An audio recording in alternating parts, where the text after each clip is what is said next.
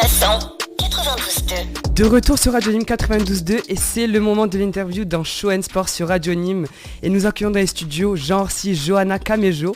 Bonjour Johanna. Bonjour. Merci infiniment de prendre ton temps pour Radio Nîmes. Depuis la dernière fois, tu as été couronnée Queen Trans World à Madrid. C'était il y a 2 semaines à peu près. Une semaine. Il y a une semaine, bon, on va revenir sur tout ça. Pour commencer, c'est quoi être la Queen Trans World 2024 pour toi ? Alors pour moi, être la Queen Trans World 2024, c'est devenir en quelque sorte la leader d'une communauté, être une porte-parole, représenter la grâce, la beauté et aussi le fait d'être une bonne porte-parole, d'essayer de faire avancer des causes qui nous semblent justes et propres à nous, et c'est que du feu, que du bonheur. Je réalise toujours pas.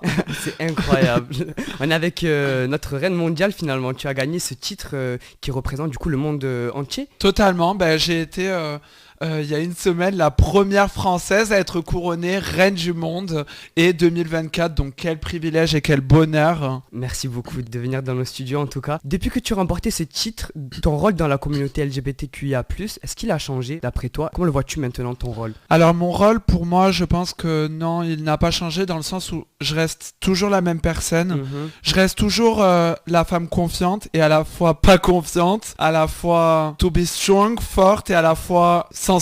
Je pense que c'est ce qui fait la différence de notre monde, mais après, je suis devenu une version améliorée de moi-même. En soi, que j'ai gagné la couronne ou que je ne l'ai pas gagnée, ça ne change pas le fait que j'ai été activiste, j'ai donné le meilleur de moi et là, ça me poussera justement à repousser les limites et pourquoi pas, comme j'ai dit dans mon discours, pousser les murs après la France et pousser les murs dans le monde entier. Ça serait génial et magnifique. Et bien maintenant que tu as cette couronne, quelles sont les premières choses que tu aimerais accomplir ou mettre en place en tant que reine ? Il y en a tellement. Alors qu'est-ce qu'on pourrait avoir en au prochain exclusivité ? épisode. Non, blague à part, étant donné que j'ai très bien travaillé le moment où j'ai eu mon titre national, une fois avoir gagné la couronne internationale, mon directeur de concours m'a offert la licence nationale reine de France. Donc je vais pouvoir développer ce projet en France.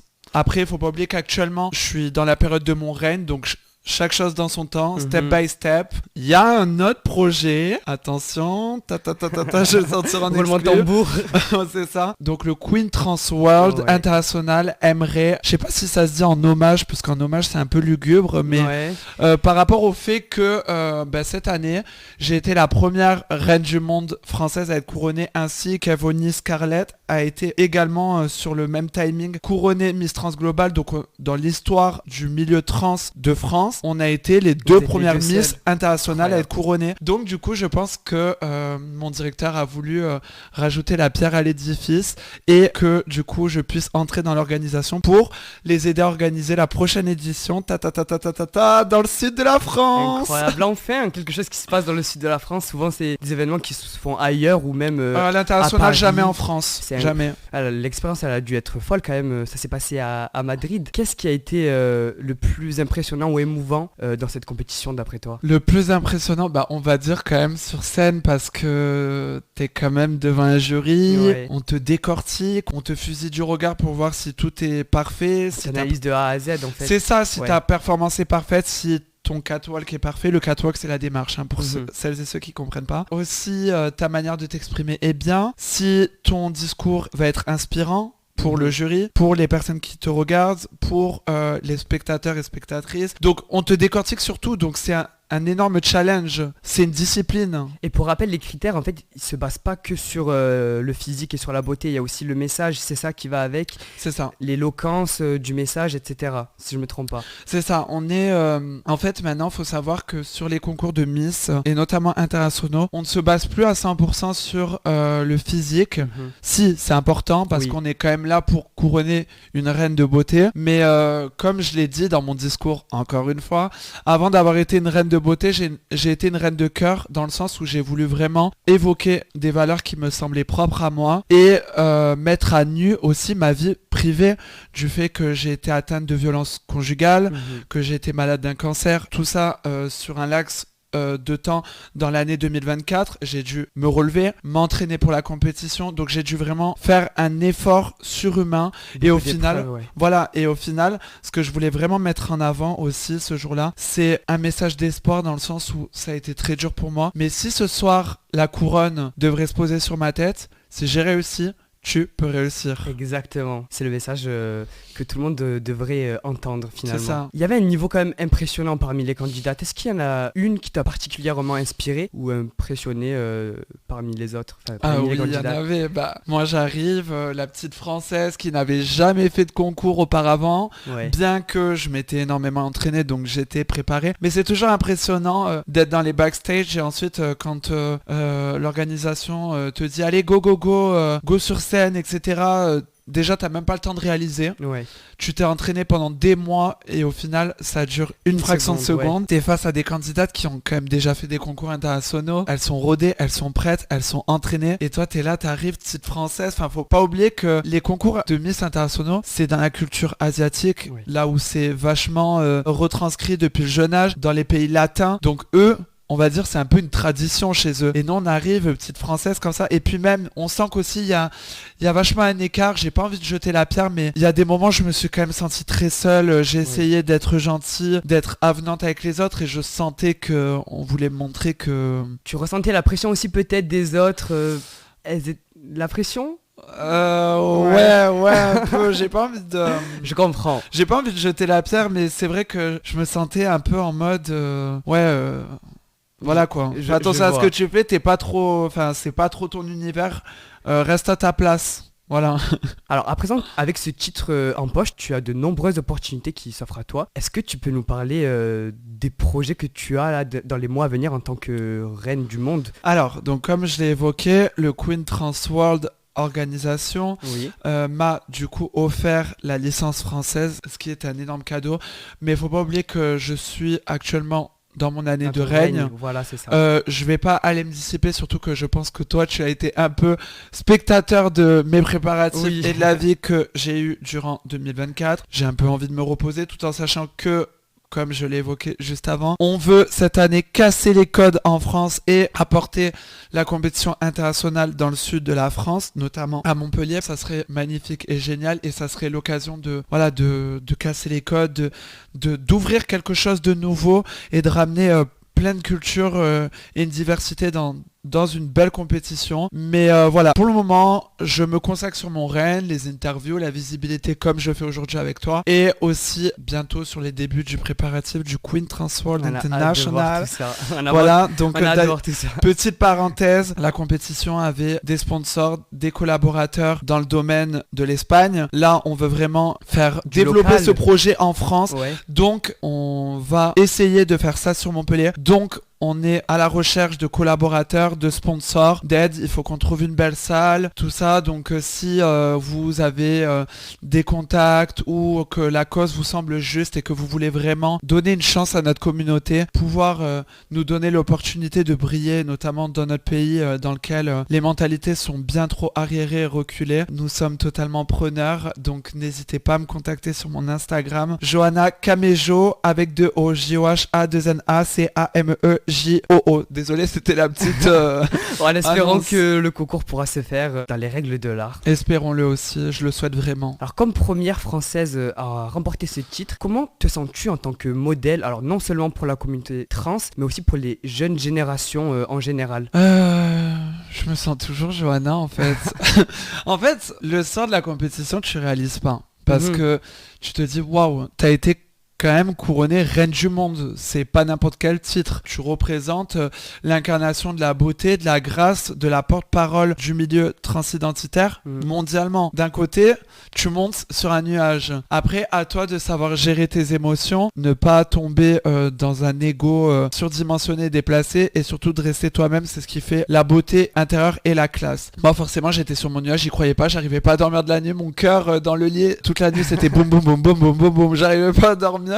Mais après, quand on revient en France, pour ma part, tu redescends petit à petit de ton nuage, il y a des opportunités, il y a des collaborations, etc. On veut te faire avancer, mais le tout c'est de garder quand même les pieds sur terre. C'est quand même important parce qu'il faut pas oublier que ton règne ne dure qu'un an. Donc c'est pas un règne que tu vas garder ad vitam aeternam et toute ta vie. Donc après c'est à toi de créer tes projets, c'est à toi de créer ce que tu veux construire de constructif en premier lieu pour ta communauté, pour toi-même, pour ta pyramide sociale, mais tout en gardant les pieds sur terre. Mais après, pour répondre à ta question, c'est gratifiant, c'est quand même une belle revanche personnelle, donc forcément, il y a des petits moments dans ta tête où tu te dis, tous les gens qui t'ont insulté, qui croyaient pas en toi, tu te disais, tiens, voilà. Et puis en plus, comme tu as dit, la représentation des personnes trans fait encore débat dans la société. C'est quoi ta vision de l'évolution de cette représentation dans les médias? Quel est le rôle que tu penses pouvoir jouer à cet égard? Alors je pense qu'il y a plein de messages. Il y a plein de messages dans le noyau de la transidentité. Comme je l'ai dit, on est là pour représenter des causes qui nous sont propres, donc du coup des causes qu'on connaît, parce que on n'est pas toutes et tous pareils. Il y a des femmes ou des hommes trans qui ont une vie différente de la mienne, il y en a d'autres qui ont une vie identique à la mienne, donc on a chacune et chacun nos causes qui nous sont propres. Moi pour ma part, les causes que je voulais défendre, c'est les causes des violences, qu'elles soient conjugales, familiales, etc., auxquelles j'ai vécu, des problèmes de santé dans lesquels on a tendance à s'oublier, parce que malheureusement en vue de l'évolution et de la vie de nos prédécesseurs trans, on a tendance à s'oublier, on a tendance à vite rentrer dans une psychose de défaillance de santé mentale, non pas que j'évoque le fait qu'on a des problèmes mentaux, mais on a souvent tendance à tomber en dépression parce que la société nous reflète. Comme tout le monde finalement, pas parce que vous êtes trans, parce que non, tout le monde en a. Oui, voilà, c'est ça, et puis le fait de toujours être persécuté par la société, être jugé, à vouloir tacler notre intégrité, on a tendance à vite rentrer dans quelque chose d'assez lunaire et de déprimant. Donc du coup, je voulais vraiment faire attention et élever ces causes-là. Moi, forcément, le fait d'avoir été déprimé, de rentrer dans cette sphère de déprime, de stress, ça m'a amené des problèmes de santé, un cancer, etc. Voilà, je me suis oublié. Donc maintenant, c'était vraiment aussi le but d'avoir ma revanche et de faire passer un message et de mettre en avant qu'il ne faut pas s'oublier. Dans ton cas, tu as traversé de nombreuses épreuves avant d'atteindre ce titre, comme tu as dit, des agressions, maladies difficiles. Aujourd'hui, tu portes la couronne Queen Trans World. Comment tu fais face à tout ça aujourd'hui? Qu'est-ce qui permet de te relever chaque jour après toutes ces épreuves? En fait, je me suis dit, quand on fait ces expériences-là, on le vit qu'une fois et on le vit seul. Et en fait, je l'ai fait pour moi. Mais d'un autre côté, toutes les personnes qui m'ont fait du mal, toutes les personnes qui ne croyaient pas en moi, toutes les personnes qui se moquaient de moi, dans ma tête, je le savais que ces personnes-là l'avaient vu, avaient été mises au courant, mais c'était aussi une belle revanche personnelle de me dire, au final, vous avez été horribles et méchants avec moi. De leur côté, ils doivent se ranger. Vous m'avez souhaité le mal et au final, je veux pas paraître égocentrique ou avoir une parole déplacée, mais c'est un peu... On est des êtres humains, des fois on peut avoir des pensées un peu dark, mais je me suis dit, vous avez été méchants et maintenant vous pouvez vous prosterner devant votre reine. Voilà, c'est exactement ça, sa majesté finalement. Et pour finir, une dernière question un petit peu plus fun. Si tu pouvais organiser une soirée spéciale avec des invités de ton choix, qui serait présent et pourquoi? La soirée spéciale, on en a parlé, j'aimerais être... Pourquoi pas dans le Queen Trans Voilà, France. c'est ça. Après, j'aimerais inviter déjà en premier lieu toutes les Miss trans françaises qui sont parties à l'international, de sorte à comme créer un moment, je sais pas comment dire, mais un moment de souvenir dans lequel toutes montrées sur scène à un moment prédéfini, et pourquoi pas inviter de gros médias français de sorte à faire visibiliser au maximum cette soirée-là. Je veux vraiment que ça rentre dans l'histoire française LGBTQ+. En tout cas, merci beaucoup Johanna. Le combat pour ton identité et ta santé a dû être extrêmement difficile. Oui. Aujourd'hui, avec ce titre Queen Trans World, tu représentes une victoire non seulement pour toi-même, mais aussi pour toutes les personnes qui luttent. Et je vais te dire aujourd'hui à quel point tu es importante. À travers tout ce que tu as traversé, tu es devenue une source d'inspiration pour beaucoup de personnes. Et en partageant ton histoire, tu sauves des vies, tu éclaires des chemins sombres, tu ouvres les yeux sur des sujets délicats, mais très importants, essentiels et qui ont besoin d'être entendus surtout. Et grâce à toi, de nombreuses personnes pourront vivre fièrement sans plus jamais ressentir ce sentiment d'imposture. Donc merci pour ton courage. Merci pour ton authenticité et pour tout ce que tu fais. Merci beaucoup Johanna pour pleurer. pour ce moment incroyable. Et voilà, bon, tu as choisi une chanson, c'est Neyo Miss Indépendante. Je vais demander pourquoi tu as choisi ce titre. Alors déjà, avant, je voulais déjà aussi remercier tout le monde pour leur confiance. Merci pour leur soutien. Merci d'avoir cru en moi. Merci Bilal aussi, parce que tu as fait partie de ces médias qui ont voulu mettre ma voix en avant, qui m'ont permis de travailler dur et de devenir la meilleure version de moi-même et de faire passer le meilleur des messages. Donc je te relance la pierre et je te remercie énormément. Merci d'avoir cru en moi. Et je remercie Edith pour sa confiance aussi. Merci aussi. Une dernière chose et après on vient sur la chanson. Comme je l'ai dit, nous avons vraiment besoin pour développer ce projet, je le redis une dernière fois, de collaborateurs et de sponsors si vous voulez vraiment mettre en lumière notre communauté pour 2025 et pouvoir nous donner la chance de briller dans le sud de la France et notamment en France et de ramener toutes ces nationalités dans notre pays pour justement faire avancer les choses pour les générations à venir. Donc si vous avez des contacts, des collaborateurs, des sponsors pour nous aider à trouver une belle salle sur Montpellier ou quoi qu'il, n'hésitez pas surtout à me contacter sur mon Instagram Johanna Camejo avec 2 O à la fin ou le Instagram du Queen Trans World. Et pour répondre pour la chanson, forcément celles et ceux qui vont comprendre l'anglais, Miss Independent, c'est les paroles d'une jeune femme indépendante auquel sa parole ne fait qu'une, forte, enthousiaste et surtout charismatique. Et c'est ce que j'ai réussi à faire cette année.